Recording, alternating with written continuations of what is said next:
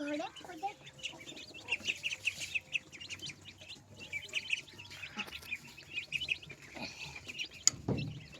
পড়ে যাচ্ছে।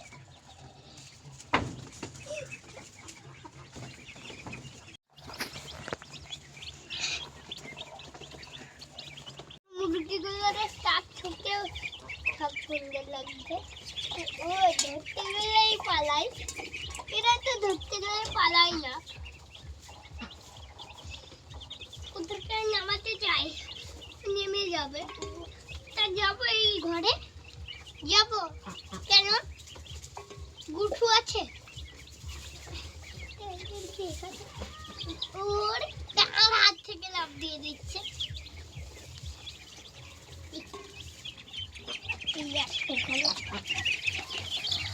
এখন ঘুমাবে।